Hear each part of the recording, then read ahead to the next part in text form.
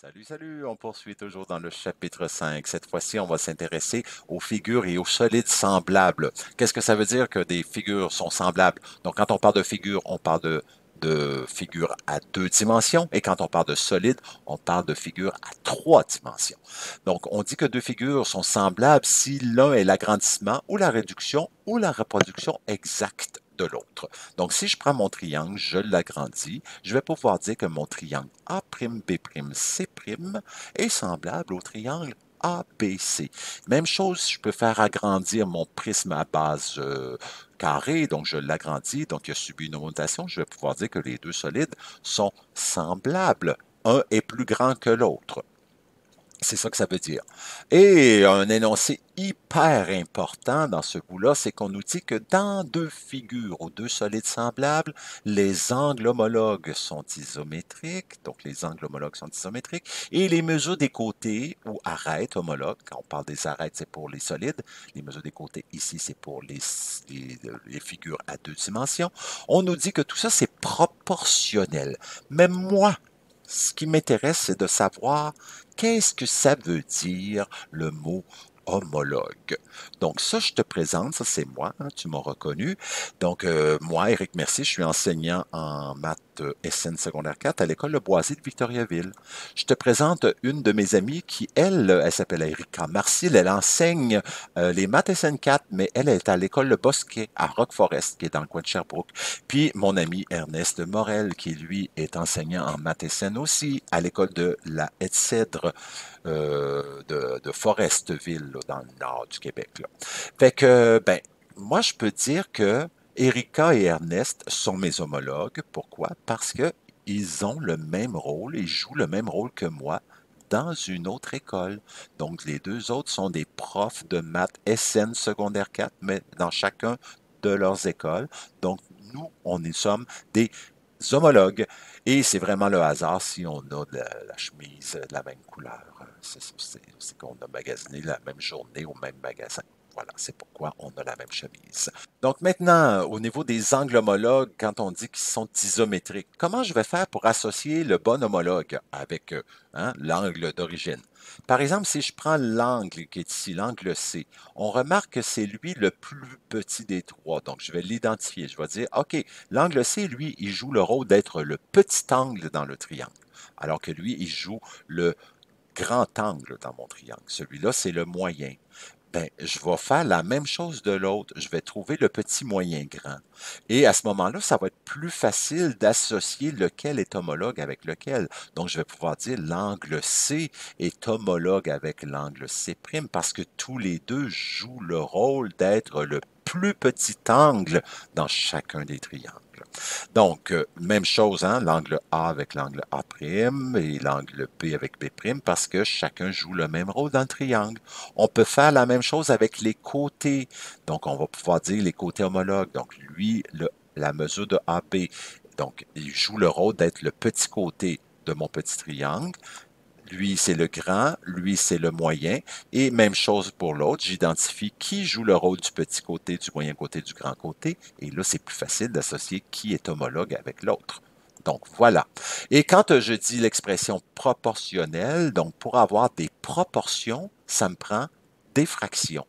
Donc, ce que je vais faire, c'est que je vais prendre chaque côté, par exemple, du grand, et je vais former une fraction, une proportion avec son homologue.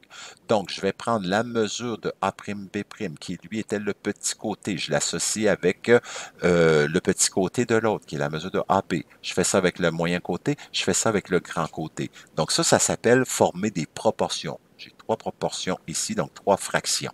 Ensuite, si je veux vraiment vérifier est-ce que les côtés sont proportionnels, à ce moment-là, ben, je vais placer les valeurs numériques de chacun des côtés, donc 15 sur 10, 17,37 sur 11,58, 20,895 sur 13,93. Donc, je fais le calcul pour chacun pour m'apercevoir que tous les trois me donnent 1,5. Si chacune des fractions n'obtenait pas la même valeur, je dirais qu'ils ne sont sont pas proportionnels. Mais parce que les trois obtiennent la même valeur, ici 1,5, ça c'est comme si c'était le cas qui me permet, par quoi je multiplie 10 pour avoir 15, donc c'est vraiment le cas, le rapport de similitude. Alors, parce qu'ils ont la même valeur, je peux dire que les mesures des côtés homologues sont proportionnelles. Et voilà. J'y vais maintenant avec un rectangle. Je prends un rectangle dont les dimensions sont 2 et 4,1. La hauteur 2, 4,1 la base.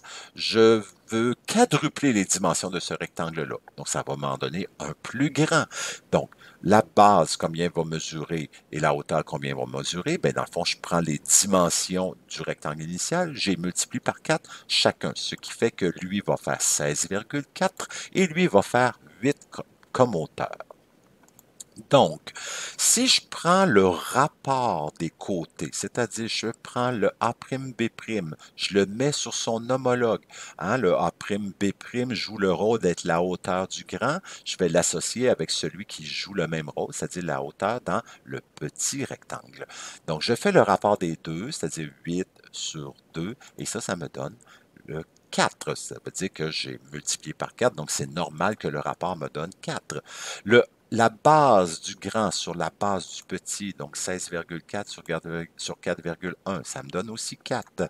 Mais ce 4-là, c'est justement le rapport de similitude qui existe entre les deux figures, c'est-à-dire par quoi j'ai multiplié le grand pour avoir le petit.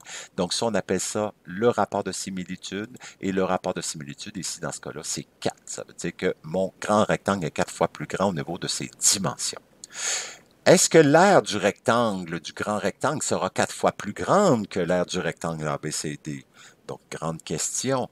Est-ce que mon aire, parce que je quadruple les côtés, est-ce que mon aire va être 4 fois plus grande? Bien, pour le vérifier, regarde démonstration. Je prends mon petit, je le rentre dans le grand. Donc, il rentre 4 fois en largeur, 4 fois en hauteur. Si je complète avec le reste, je m'aperçois que mon grand rectangle n'a pas une superficie 4 fois plus grande que le petit, mais 16 fois plus grande.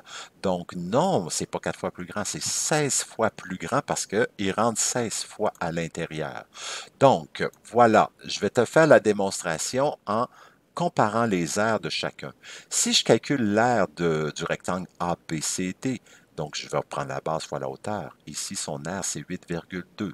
Si je calcule l'aire du grand maintenant, mais à partir de l'aire du grand, je vais non pas utiliser les valeurs 8 et 16,4, je vais plutôt prendre les valeurs du rectangle initial multipliées par 4, donc en incluant le fois 4. Donc, je prends la base fois la hauteur, donc ici, c'est vraiment la base, ça, c'est la hauteur, et je pourrais associer le 4, le deuxième 4, avec l'autre, donc ça me ferait 4 fois 4, et 4,1 fois 2, mais on s'aperçoit que ça ici, finalement, c'est l'aire du petit.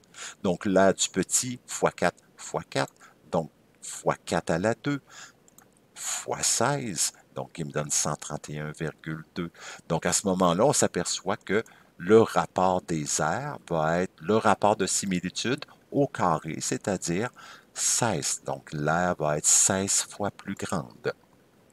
Si à la place de te donner les dimensions, je te donne directement les aires de chacun des rectangles. À ce moment-là, ben, tu vas pouvoir former le rapport des aires, c'est-à-dire en prenant l'aire du grand sur l'aire du petit. L'aire du grand, c'est 131,2, le petit, c'est 8,2. Donc à ce moment-là, tu trouves le rapport des aires qui est de 16, et si tu veux trouver le rapport de similitude, donc entre les deux figures, donc par quoi je multiplie les dimensions du côté, mais à ce moment-là, tu fais la racine carrée du rapport des aires et ça te donne le rapport de similitude. Quand on travaille maintenant avec des trois dimensions, donc à ce moment-là, est-ce que je peux utiliser le rapport des aires quand j'ai des figures 3D? Oui, tout à fait. Donc, ce que je vais faire, c'est que je vais calculer l'aire totale du grand sur l'aire totale du petit. Pour trouver l'aire totale, donc c'est périmètre de la base fois la hauteur, plus 2 fois l'aire de la base. Donc, on prend le périmètre de la base fois la hauteur et on ajoute les deux bases du solide. Donc, pour ce faire, bon, mon périmètre, je vais faire 16,4 plus 8,8 plus 16,4 plus 8,8. Donc, en fait, c'est 16,4 plus 8,8 fois 2 parce que je l'ai deux fois en arrière et en avant et sur le côté. Donc, je fais 2 fois 16,4 plus 8,8 fois la hauteur qui vaut 8.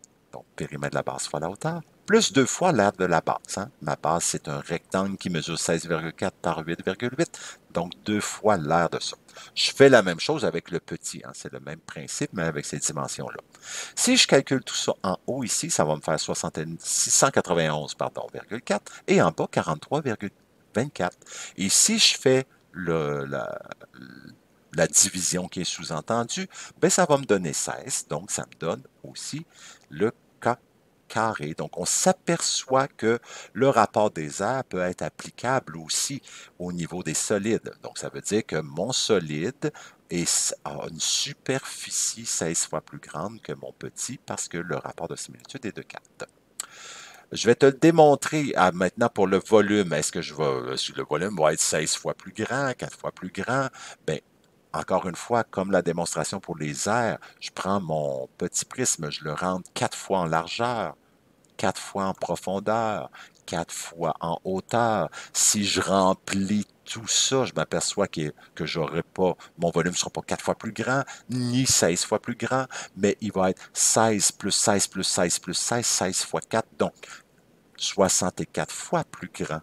Puis je vais te le démontrer avec les volumes. Donc, je vais calculer le volume. C'est quoi? C'est l'aire de la base fois la hauteur. Donc, l'aire de la base fois la hauteur. Mais cette fois-ci, je vais encore une fois utiliser le 4 fois 4.1, le 4 fois 2.2, puis le 4 fois 2 pour mes dimensions. Donc, 4, ça c'est l'aire de la base. Ça, c'est la hauteur. Donc, ça, c'est sur le volume du petit. Donc, tu vois que le 4 est là 3 fois parce que chaque côté a été quadruplé. Je peux les mettre ensemble, les 4. Puis ça ici, c'est l'aire du petit. L'aire du petit en bas, ce qui est en noir, ça se simplifie. Ça se simplifie. Qu'est-ce qui va me rester? Il va me rester 4 à la 3. Donc 64. Donc qui est le K au cube. Donc voilà. Ça te rappelle des bons souvenirs, j'imagine. Donc, si je te donne, cette fois-ci, je te donne aucune dimension, juste le volume. Je te dis, le volume du petit, c'est 43,23. Le volume du grand, c'est 691,4. Donc, on va former avec ces deux valeurs-là le K3, le rapport des volumes. Donc, tu vas prendre le volume du grand divisé par le volume du petit. Donc, ici, voilà, ça te donne 64. Et si à partir du rapport des volumes, tu souhaitais trouver le rapport de similitude, ben, tu ferais cette fois-ci la racine cubique de 64. Je te montre sur la calculatrice comment trouver la racine cubique. J'appuie sur On, j'efface Clear. Donc, dans la racine cubique, donc on ne la retrouve pas directement sur les boutons, sur le dessus de la calculatrice. Il faut aller chercher dans le Python Math. Donc, tu appuies sur le Python Math. J'ai d'autres fonctions qui sont situées là et tu t'aperçois que la quatrième fonction, c'est le symbole de la racine cubique. Donc, à ce moment-là, donc on appuie sur Math, tu vas aller sélectionner la quatrième fonction. Donc, tu appuies tout simplement sur 4. Donc, Math 4, tu obtiens racine cubique et te reste à inscrire la racine cubique de quoi?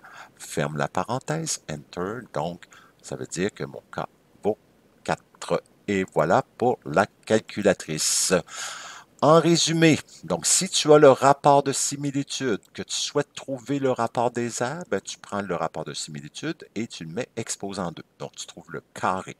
Si tu veux le rapport des volumes, tu prends le K et tu le mets exposant 3. Et si je te donne le rapport des aires, que tu veux le rapport de similitude, tu fais la racine carrée et ici, ben, tu ferais la racine cubique et on ne peut pas passer de rapport des volumes à rapport directement des aires. Donc, si je te donne le rapport des volumes et que je te demande c'est quoi le rapport des aires, tu dois passer par le rapport de similitude absolument et dans l'autre sens aussi. Donc voilà, ça ici, ça veut dire capture d'écran. C'est important que tu saches ça pour faire les exercices qui vont suivre. Mais avant, on va se pratiquer. Donc, je te donne le rapport de similitude. Je veux le rapport des aires. Ben, je prends le rapport de similitude au carré. Je calcule 25. Rapport de similitude, rapport des volumes, exposant 3. Voilà. Donc, maintenant, si je te donne le rapport des aires, racine carrée pour avoir le rapport de similitude, et à partir du rapport de similitude, tu le mets exposant 3 pour trouver le rapport des volumes. Et si je te donne le rapport des volumes, ben, tu ne peux pas aller trouver directement le rapport des aires, donc on va faire la racine cubique de 216, donc qui va te donner 6, et à partir du K, on va pouvoir trouver au carré son rapport des aires. Et voilà, sur ce, je te souhaite un bon travail.